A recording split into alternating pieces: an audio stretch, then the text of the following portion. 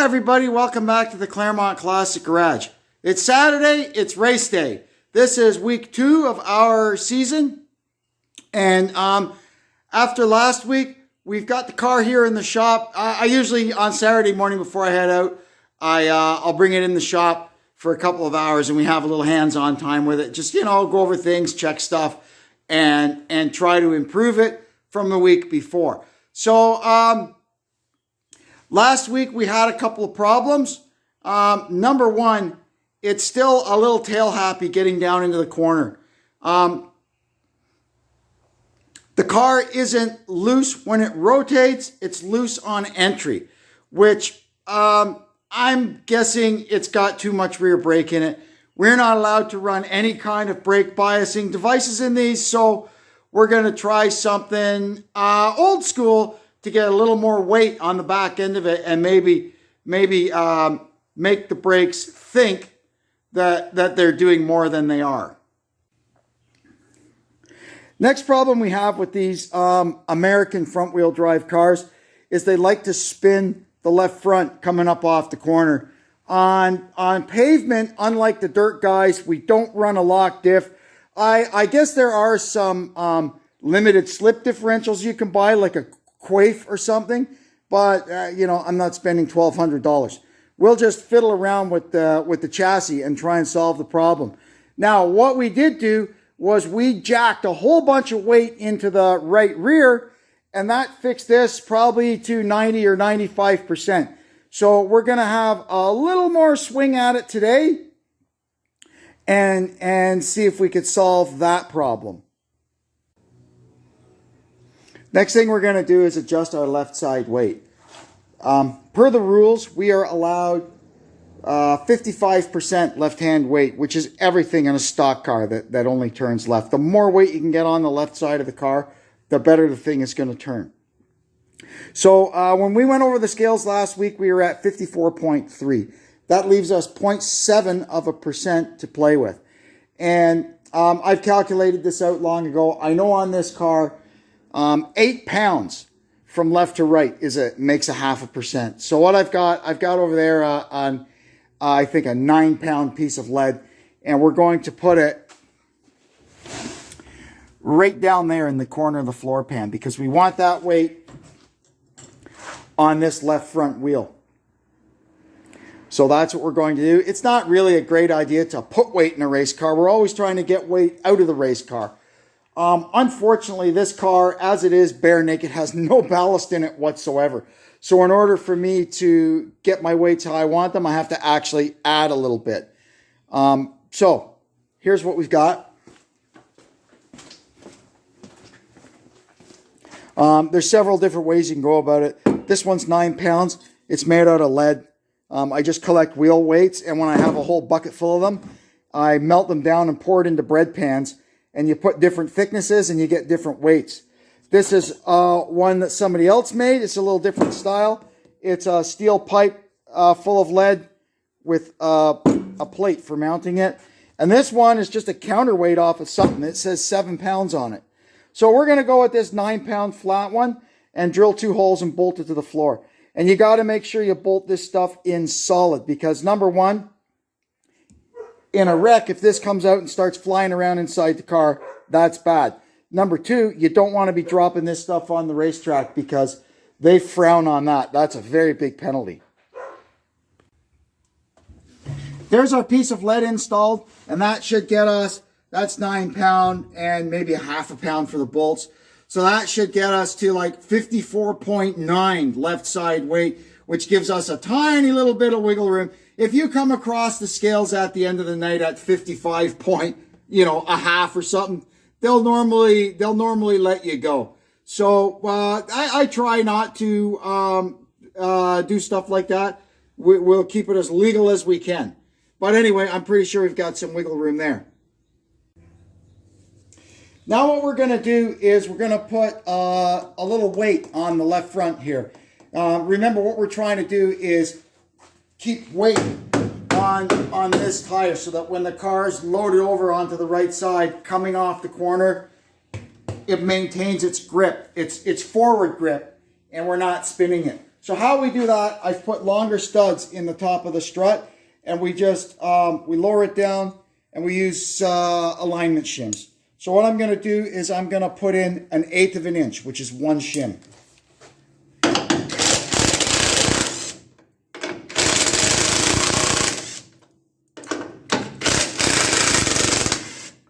So you just put them in like that. Oh, and if you want to be able to do this on your car, you have to open up the hole in the top of the tower too. So there we go. We've just put a little bit of weight. We've just put a little bit of weight.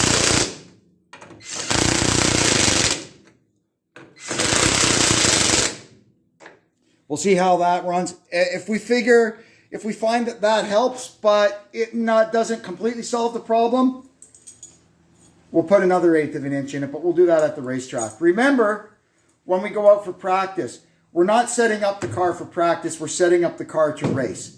And normally, we practice in, the heat of the afternoon, and we race at night. So generally, most tracks, this one included, will tighten up as the track cools off. So we want to make sure that we haven't got the car perfect in practice, or else when it comes time to race at night, it's going to develop a nasty push. And I've done that to myself many times. It took me a long time to figure out to set the car up for later, not for now. Yes, you could keep working on it as you go through the night, but that can involve guesswork, and sometimes you don't have a ton of time in between rounds. In fact, the other week when we were racing at Sunset Speedway, things were moving along so well. In between our first heat race and our second heat race, I didn't even take my helmet and head and neck off. I kept it on because I was probably only out of the car for about 5 minutes. Anyway, that's how it goes somewhere. But we'll try this like this and see how she goes. I've gone ahead and topped up the fuel. So now I can close up the hatch here. And we have to deal with our loose under braking issue. So what I'm going to try for tonight, I'm going to put the spoiler back on the car.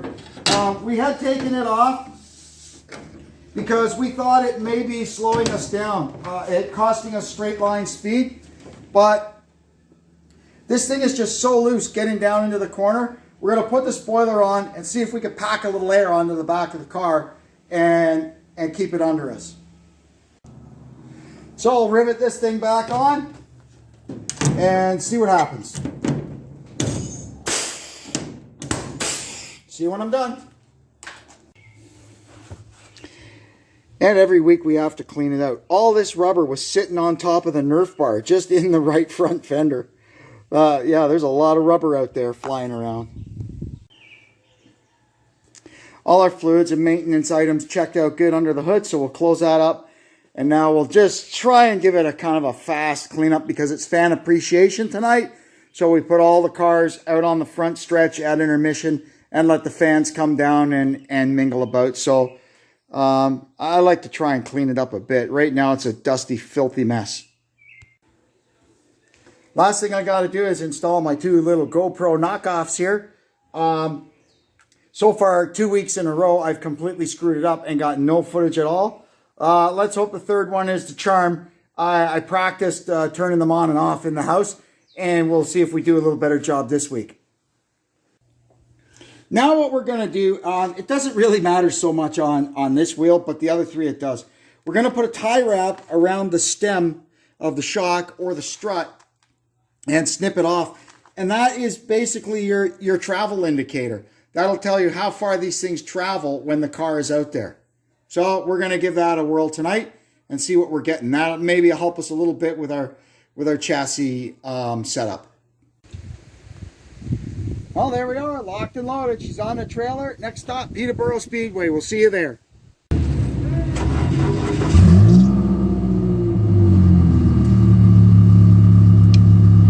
Nice and quiet now.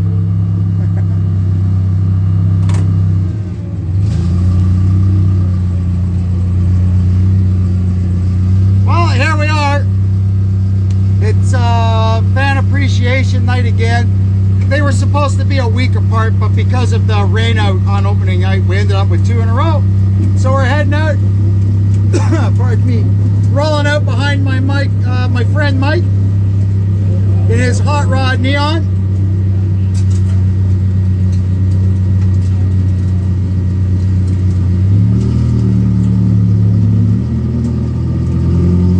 So far our night's been going pretty good. Well, it was going pretty good. We felt okay in practice. We were happy with the car. Our first heat race, she ran pretty good. We got third. Excuse me. And then I was pretty pumped up. We were coming out for our second heat race. And we were actually starting on the pole. And as I came out on the track, the whole bloody exhaust system fell off. Which wouldn't have been so bad if it had come right off the car, but it was still hanging on by one hanger, and I couldn't shake it. So I had to pull off, and I got, well, last place money for the first heat. That's how it goes, or for the second heat, pardon me. That's how it goes. Let's see where Johnny wants us to park here.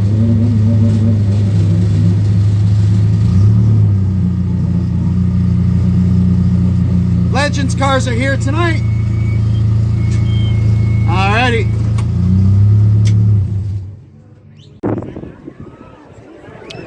Oh, here we are, another full house. Say hi, Mike. Hi, Kevin. Say Mopar or no car, Mike. Mopar, no car. Attaboy!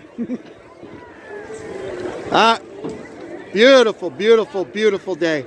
A little breezy, but it was downright windy before. That's gone now. Now it's just breezy.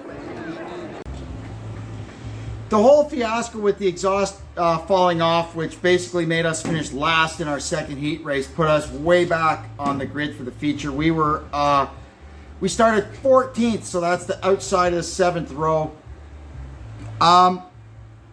It wasn't too bad. The car was good. I made up a few spots. I ended up getting up to 8th at the checkered flag.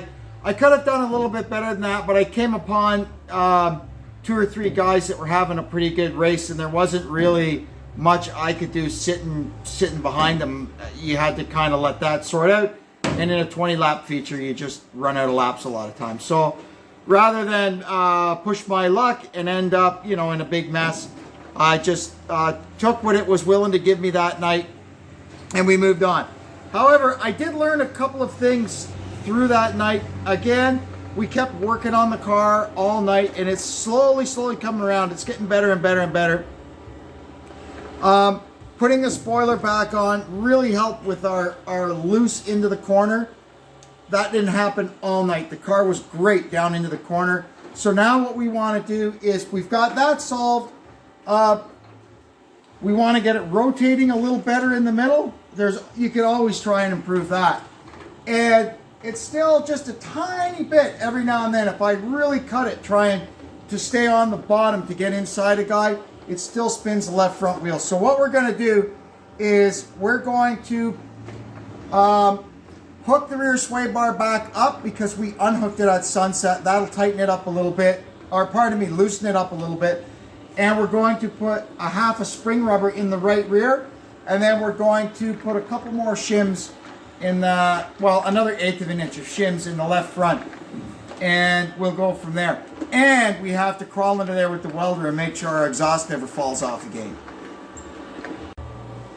So here we've got our half a spring rubber in. If I find I need more, I'll pull that out and put a whole spring rubber in.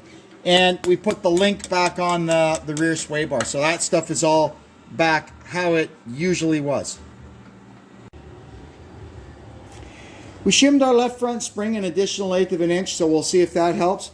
And now it's time to weld up the muffler, or the exhaust pipe. So battery is turned off, and our computer unhooked. So we have no chance at all of frying something.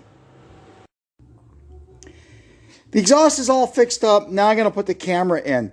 The last 3 weeks, man, I've been trying to get some footage for you, and it keeps not working. Anyway, I found out this camera, which is the one I had facing out the back, was actually working. So I did get some footage out the back. But the one that I had pointing out the front, there's something wrong with it. it records and then it crashes and it corrupts the file so you can't open it. So what we're going to do, we're going to put this one in the front for this week, and we should get some good footage. I keep going on and on in this video. I want to get some footage before I close it out. So we'll see how we make out this week.